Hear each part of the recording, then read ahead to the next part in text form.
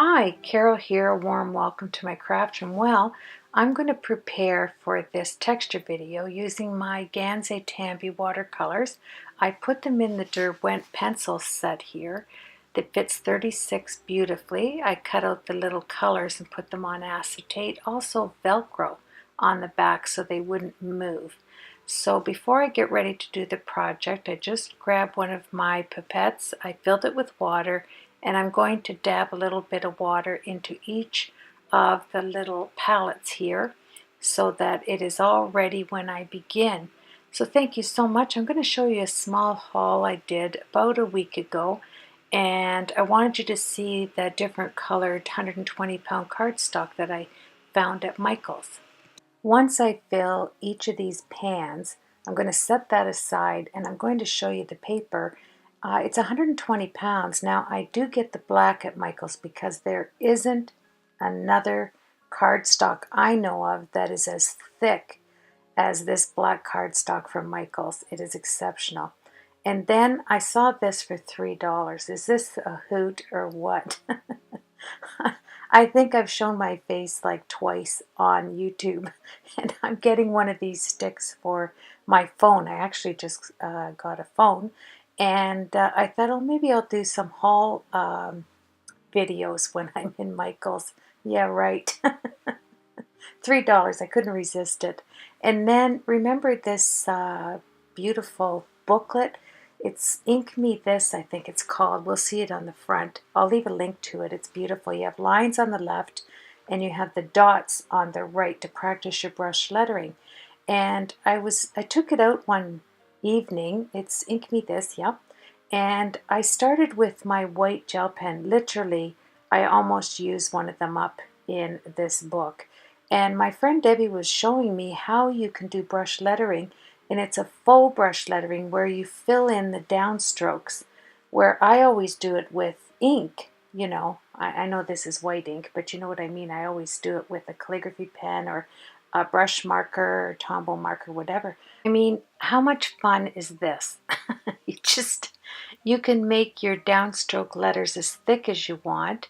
And I like to use familiar names and little letters that I need practice with. Faith is one of them because you have the TH together, the F, and those are really good practice letters for me. And you know, even if the pen skips like it's doing here, you just go back and fill all the downstrokes. I think it's wonderful. It's just something I didn't think of this before. And I do watch tutorials on brush lettering, and I just never picked up the fact that there's a faux brush lettering style where you can just use your own handwriting, or you can make up different fonts yourself and then just finish the downstrokes. So anyway, this booklet is amazing because I like the dotted side for some reason, and I like the fact that my hand is dragging through the whole thing. I think on every page I did, my hand got in the way as I was finishing up, so I would have to lay a piece of wax paper or something down, or acetate, if I was to do an envelope or something like that in the future. But anywho, let's move on, and I'll show you the paper that I found. Now, there's nothing that compares to the black. If I was to do a comparison, I'd say the black is around 140 in comparison. But the white is just under it, I guess at 100-pound weight. That's what I would say. It says 120, but I get 120-pound and 140-pound from the stationery store, and this isn't as thick. But it is a beautiful base weight, which I like. It's thick enough to use as a base. And look at the pink. It's called Rose, and it goes from a light pink to the dark, and the gray goes from a light gray to the dark gray. Just beautiful. And Michael's in Canada, it's gone up from $19.99 to $22.99. So the lady gave me the coupon on each of them, which I thought was really amazing. Michael's is always good to me when I'm in there. And so now I'm going to, it's Fabriano cold press 25% cotton paper that I'm going to tape down here. It's 7 by 9.5 inches. It comes like that in a pack. I'll secure it down with the painter's tape. I tried not to get any leakage. It did leak a little bit, and today I picked up some frog tape, it's called. It's amazing, but boy, I never knew it was that expensive. But I did get some, and I'll try that on the next video I use with watercolors. And then I took this gorgeous painter's tape. I think it's like mud tape or something like that. I'm not sure because I don't use it, only for crafting, but it'll give us some beautiful texture when we put it down. So I'm going to do it on the diagonal here, and I just love this in mixed media as well. It's fantastic tape. I thought making it go crossways like this would give us an advantage of having a wonderful look as a background to our roses. And if I didn't mention it, it's going to be a textured rose tutorial using my baby wipes, using Holtz Embossing Powder, showing you some different ways to get height and a 3D look on your roses that I think you'll really enjoy. And it just gives you that extra on your cards when you use any type of rose stamps. I chose just to draw them in this tutorial, but I know there's lots and lots of beautiful stamped images of roses. So now I'll get my little banana holder and put my tape back in. I love this because I just set it on the floor and easy peasy. If I can keep up with the dust, that tape is wonderful. So let's grab a paintbrush, and we're going to do wet to wet technique. And here you want to add plenty of water. Let me just say that. It just helps in the movement of your paper, and especially because we do have this tape on there, right? And I'm going to take my pokey tool to get all the little hairs that made it to my floor. There is no way of preventing dust on my floor, even though I sweep it. But there's little hairs that I'll pick out of there, like, you know, dust balls. And let me see here. Yeah. Okay, I guess there wasn't a lot. And then we're going to put down color. Now, isn't this fantastic? You want to make sure it's wet on wet. You want to put a lot of water down to seep through this tape, because it's secure enough, it has enough sticky on it that you're going to get that textured look. So you don't have to worry about getting it too wet. I'm not worried about what colors I'm putting down. It's in no particular order. I'm just placing the color down and more water with the pipette there to make it run. And I was taking it up with this paper towel to add the colors and see exactly where I wanted it, because I am going to draw the roses. Now you could use a rose stamp, would look very nice on it, but I thought I would, if you see up there in the right corner, I dried some roses I got for Mother's Day. I hung them upside down and they were just beautiful. So I picked 3 that I really liked, and then I just drew them from looking at those roses best I could. And if you see this right now, you want to make sure you get, yes, run the water. And using these inexpensive pipettes are really nice for taking it and filling it up and then letting it go from the top and seep it down onto the mat. Now, it was right after I took a sip of my Coca-Cola there that it hit me. Yes, brain power in that stuff, I tell you. I grabbed my baby wipes because rinsing this off, like patting it down, will give me the same color family to make texture on the middle rows, which is nice. And I'm going to show you the whole idea of this video as I remove the painter's tape here. It wasn't too bad considering all the water that I did put on it, that it didn't have that much leakage. But and look at the texture. Don't you love it? From the painter's mesh. I thought it was very nice. And putting roses on top of that texture really was an advantage to put that tape down. And here I'll just wipe it up because I put the watercolor paper underneath the acetate. This way, when I did the color swatches, it was on watercolor paper, which is really nice. And the Derwent pencil case holds 36 of the Gansé Damby palettes perfectly, with the Velcro underneath on each side. I just love it because you can tip it, nothing's going to happen. Oh yeah, everything's coming up roses now. Now here's what it looks like just prior to giving it a final coat of air here. An air coat, isn't that something? I'm just going to blow it dry with my heat tool. And don't you love that texture behind there? I really do. That mesh, sticky mesh stuff is wonderful. So I gave it some air in the front and back. And then I'm going to set out a rose so I can just look at it. I'm one of those artists, I have to see whatever I'm going to draw, and then I can draw it. But I don't know what I'm doing there. Oh yes, I'm putting the acetate back. This is where I put the colored numbers on it so that I knew which colors went with what, and I have swatches on the top. I thought it worked out perfectly to have that case. So it's here. I thought I would take out these Chinese goat hair paintbrushes. I've had them forever. They're in 3 sizes, 6, 8, and a 10. If you are going to measure them, you know, like a normal paintbrush. It doesn't have numbers on it, but that's kind of what I thought it was. And I would dip them in water. They come with kind of a wax on them, so you have to, you know, really work it in the water. Then I picked out 3 roses. I'm going to start my middle rose looking at this one. I didn't want to break the stem, so look at it dangle there. Yeah, I had to move it back. And get back there, Carol, yes. And then I will look at it, and I took out 2 different pencils. My Derwent, because you won't see the lines when I go to add water. So the Derwent Inktense pencils are wonderful. I took an orange to start with the outer layers of the petals.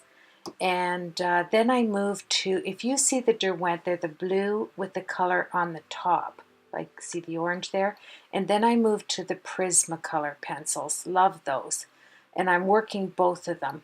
I don't have any madness to my theory there.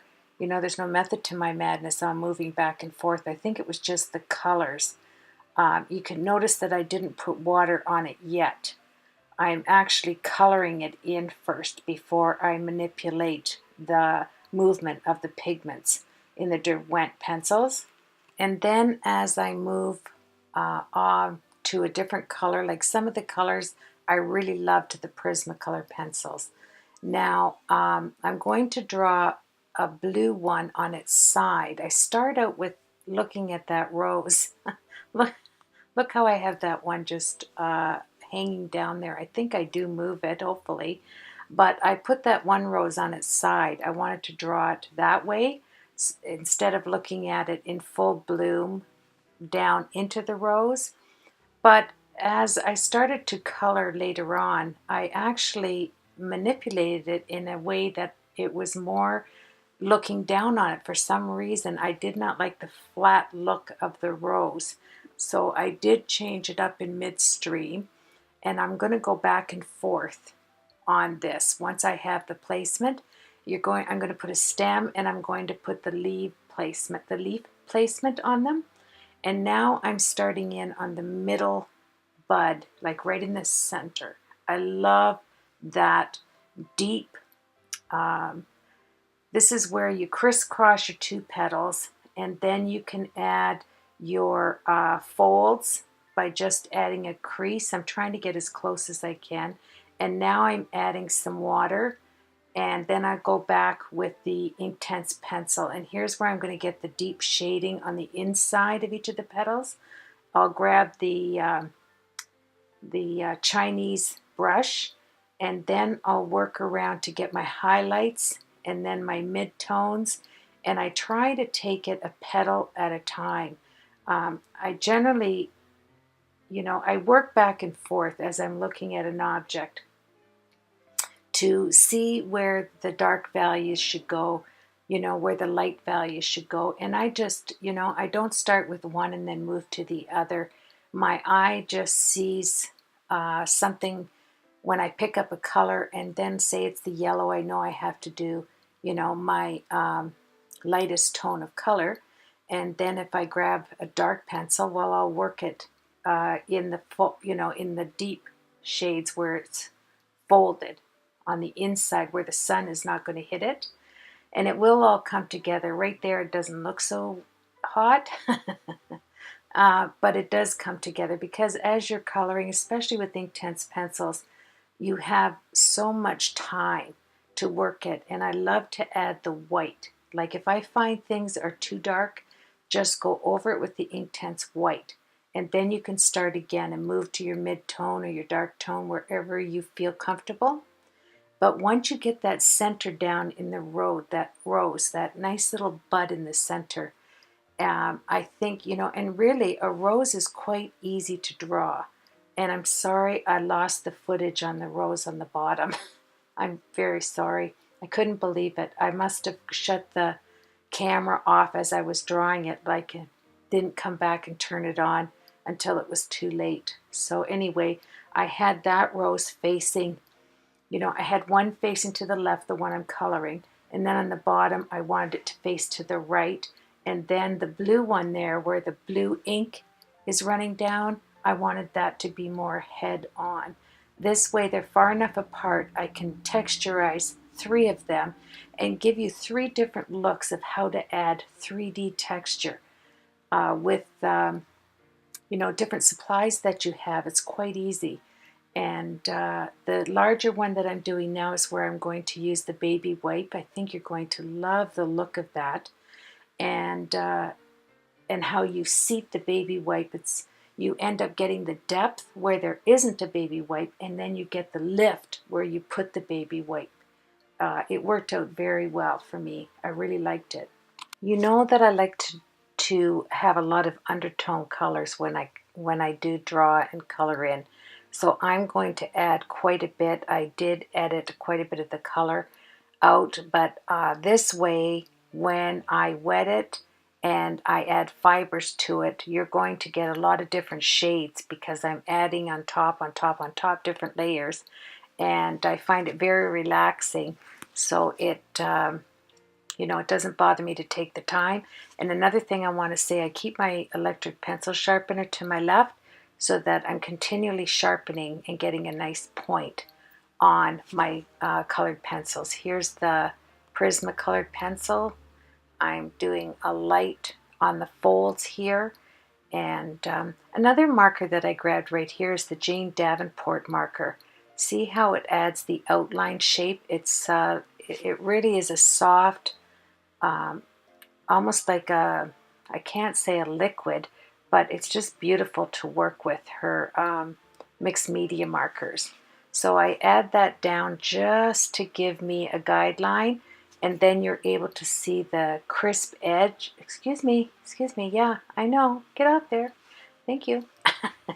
You knew he was going to pop up, didn't you? You just didn't know when. Yes, so here's where I begin to look at the colors that I'm going to work with on this baby wipe. Isn't that gorgeous? Could almost make a beautiful card just with the baby wipe on the left there. So I'm going to rip it in pieces actually. Well, I'm going to cut it with scissors, and then I'm going to manipulate it inside the larger and smaller petals that I pick out. Now, you just cut it almost any size because you don't know exactly where it's going to fit. You can keep cutting it. Then I'll take the piece down and I'll work it with my Prismacolors to try and match it so that I get the dark, my head scared me there. So that I get the dark side, you know, like the shaded areas and the light areas where I want them. So the fabric glue works perfect. And you can tell it's late at night, can't you? Yeah, I slow up. I had this video actually ready last week, but I had a 4-day migraine with the barometric pressure and the high heats we've been having. Oh my, last week just couldn't get to editing it, but I feel much better. And so tonight I'm doing the editing for you. And here I'm taking one of the leaves and I'm going to cover it for texture. And I know it stands out like a ton, but it shrinks after I blow dry it. I'm going to get some curled up edges that are dark by blow drying the baby white, because you know what happens when you add heat to anything, it shrivels up and it turns dark. It's funny, when I stopped the video I was thinking of a suntan. You know, when people get too much sun, I'm not a sun person to go out and get burnt and stuff like that. As a cancer survivor since 1980, I don't go out in direct sunlight at all. And if I'm going to get anything that looks close to a tan, it's going to be in a makeup palette. Yes. But when I said, you know, add anything to heat, it shrivels up and gets dark, that's what I thought of. Yes. Anyway, we'll get off that topic, right? Now you can see that I've added all different shades of color. The leaves have a beautiful texture. I keep some of them quite light, as you can see there. And I really do like editing my tutorials sometime after, because I can actually see things that I would have done differently, or get really excited to see that I actually liked the concept of using the glue to manipulate. But I'm going to also use Glossy Accents, and that will deepen the dark tones. Wait till you see that, it's really something. As you can see, I cut out a thicker stem because I am going to add heat to that, which will thin it out. And I slide some glue underneath, and I take the pokey tool. I don't know if I keep it in here, but yes, I take the tape and the pokey tool, and I'm adding an edge to each side so that when I add the heat to it, it's going to fold up on each other, and it's really going to add some texture, and it's going to show some of the lines that I drew with the Inktense pencils as well, because I'm putting it right over top of the baby wipe. Now, the baby wipe is perfectly dry. I let it dry before I started cutting, and now as I add the color, I'm going to spray it. This is going to do two things. It's going to move the colors, for one, and when I add heat to it, it's going to shrink. And that's a bonus, because you're going to see the undertone colors under there, and I think you're really going to enjoy that. And that's why on some of the petals I wasn't too careful on which colors I picked to add as a light, mid-tone, and dark tone, because I knew I was going to add it over top of the baby white for texture. And each one of these roses, they're going to have a total different look to get this 3D effect. And it will work on any flowers to just pop it out, especially using the baby wipes. And then I'm going to do one using dryer sheets, because that works beautifully as well. You're able to manipulate the baby wipe more than you are the dryer sheet. Love, love, love coloring over top of the baby wipe, because when you spray it with water and you add the glue, it really does give you this wonderful look to it. And the rose that's on the bottom right, I didn't add too much color there, because I'm going to use Holtz Embossing Powders and Glossy Accents to move the powders and deepen all the crevices of the rose. So you don't need to add as much color undertone as you do, say, with a rose like this. Now you ask me, why are you putting Glossy Accents? I only am putting Glossy Accents where the light tones would be, like where the curls of the rose would be, because then that adds not only the lightness of the fold where the sunlight would hit it, it gives it that shine. I don't add it to the places that are dark, like all the shaded crevices where the sun doesn't hit. It's only on the top. And then I'm going to add some raindrops, like dewdrops on the leaves. And when you heat it, I'll go over it again, because it does seem to want to sink in. I'm going to go around all the edges with the light tones, and this rose, I'll add the light tones where I'm not going to put the embossing powder. I'll show you that in a minute. I do want to have light tones sticking out. Now watch. See how I added the baby wipe? Baby wipe is wet. It's going to manipulate your color. And I go around all the white here, and I decided that I wanted to add color to the sides instead of leaving it white. And you'll know why at the end of the video when I put it in a frame. And here I'm going around everywhere where I want to move the color with the baby wipe. Instead of spraying it or using a watercolor brush, just curl up a baby wipe and move it that way. It looks beautiful. So here I'll add the dark tones here on the bottom rows where I want it, and the tips I'm going to add the white so that when I add the embossing powder that will stand out, and in all of the creaks and crevices now where the sunlight isn't going to hit, I'm going to add my deep chocolate colors. And here's a mint green I'm going to add to the leaf on the bottom.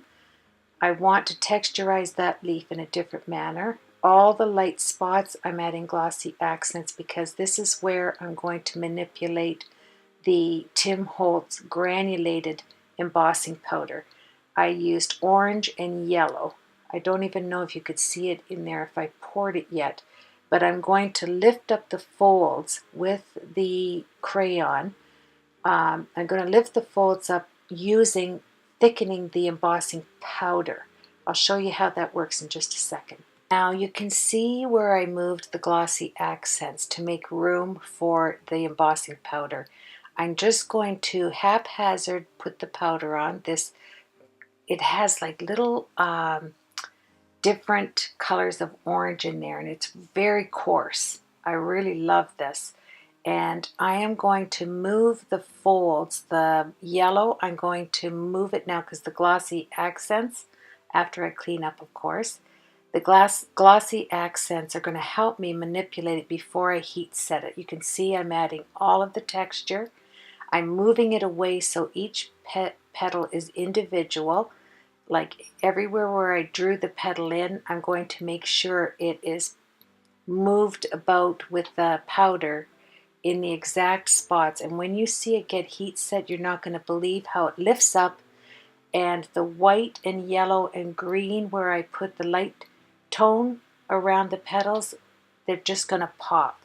So please let me review this for just a minute on there. I went around the Glossy Accents with the all around the edges, then I put the powder, and then I manipulated the powder with the Glossy Accents to get the thickness I need when I heat set it.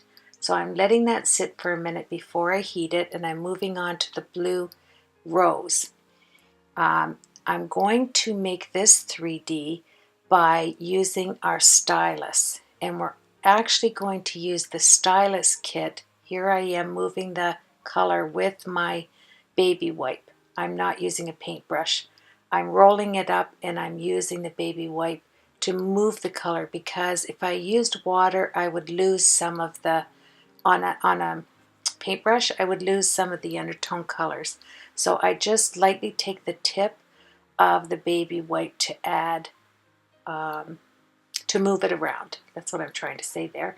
And then I'll add and I'll add and I'll add where I want the color to pop out. When I use the Stylus, I will add it lighter, and where I'm not going to use the Stylus, I'll have it darker, because that's going to seep way down in and you're going to get that 3D look.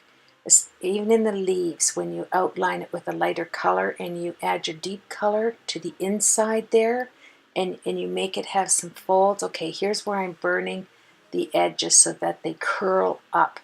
I'll give you a close-up of this in just a minute. I'm going back to add my shadows, my deep shadows in this blue rose, and you can see all the different colors I have in there, can't you? There's yellows, there's greens, there's white, there's blues, there's chocolate, there's purple, all different shades. And I'll just keep adding it in. This watercolor, you can see I sprayed some on there. Now I'll add my light colors where I want them, and I just gave it a pat. I want to add some light tones underneath the folds of the paper towel in the orange rose. the yellow rose on the bottom corner there, when we heat set that, it's going to, and actually, looking at it, I think I cut out the part where I actually did heat set it, because there's no way I would use the crayon without it already heat set, so I must have done it already. So I've added the heat. And I love the color of the brown and the orange tones in that one. Now here I'm adding the dots, so it looks like dew. Remember I said I was going to go back and add them. I'm going to put it on the rose there, actually all the roses. Where I think it needs to be a bit lighter, I'll add some Glossy Accents. And I don't know if you can see the dark tones on that bigger rose, but when I added the heat, the baby white did this cup fold and got really dark on the ends. It truly is better in real life for some reason. Why is that? I don't know. You know, you're doing all this work and then you go and you look at it and it looks better off camera sometimes than it does on camera. But my objective in making this tutorial was to show you 3 ways to get 3D look using 3 different effects. I'm moving color here with the spray, the Tim Holtz spritzer. And the reason why I like to use the spritzer is it moves my color, right? Inktense will move immediately with water. So it just is beautiful to give it a quick spray and then add the tones. And here I want my, all where the light is hitting my lighter tones. Then I'll spray it and I'll move it around, as you can see there. And pretty well ready to go into the next phase. I'm wiping the colors off the end. And I'm going to make the leaves stand out a little bit more. I wanted that left leaf to look like it was folding towards the left, and you achieve that by putting the lightest color underneath and then darkening right above that, and it makes it look like a little fold. And there you have it. We're working towards getting 3 different looks with 3 different styles to make it look 3D. And I'm still working that baby white to manipulate the color. Inktense works very well wet, and I like that. And yeah, I think I'm pretty well satisfied, and I'm going to move on to working the blue rose with a stylus and showing you how you can get some really deep details and 3D effect on this rose. And each rose has a different look, yet they seem to mold themselves together in a very unique way. And when we add it to a frame and we set it back into the glass, it takes on a look all of its own. I'm hoping this wasn't too repetitive. I wanted to just show you how you can gain texture using different supplies in your craft room. So now on this, I need to reverse the folds. So I'm going to go over, I need to see the pattern. So I'm going around all the edges with the smallest of my stylus here. And I'm just giving you a close-up of the colors and how they're not seated yet. I haven't done anything. I'm just adding the edge, so when I flip this over, I can see where I need to manipulate the larger of the stylus balls on here to make it stick up. Right now, I'm pushing everything down in so that, you know, it'll give me that reversed look I'm looking for. Yes, so there I'm looking at to see if I have enough of it. This is this Fabriano cotton watercolor paper. As you can see, we have used a lot of materials, a lot of water, a lot of colors, a lot of crayon, a lot of ink, and it still holds true to its integrity. I just love it. So now you can see I'm gaining shape. So, I know what I can do. I'm going to get out my Wilton set of stylus and tools for my cakes. And we're going to use a medium end ball on this. Excuse me, yes. You never know where he's going to appear, right? So the round medium ball is going to push it in an even look. So when you turn it over, it looks very smooth. And if you notice the tips on the Wilton styluses, I don't know if they're all not stylus in the fact that they're round on the end, but this is a medium tip, and the one I just put down, they are two wheels that put out a small dot and a larger dot, and I put all those dots all on that leaf right there that I'm working on, so that you can see all the little grains that are embedded into a leaf to make it look more realistic. And so that wheeled Wilton tool, and this one I'm just picking up the orange one, it has a shell shape, and so I pushed it right into the paper and added the lines on this leaf that look more like a shell actually, and it gave it some real nice texture when you turn it around. I really liked the look of that. So you can work with each of these Wilton each of the stylus or tips that are in this set right there perfectly to get yourself a 3D look on this flower and the petals and actually the leaves. So I'll go back once I let the paper rest, and I'm going to start manipulating it even more on the petals now. I'm looking at each time I move one and I push it down into the cardstock, I turn it over to see if that's where I want to have it raised up. And I want to make sure that I raise up the light tones and I keep the dark tones seated down in the cardstock. That was my goal. So this takes a little bit of time because you need to keep turning it over to see if that's the shape you want. And if it isn't, when you get it to right here, push it back in. If it doesn't look like it is aligned properly, just push the petal back in right now, like I'm doing right there, and make it indented, and that will give you some texture as well. I'm going with the smallest stylus now to push in where I want it to really be prominent, and like I said, it is a slow process, but the end result is fabulous. You will really like it.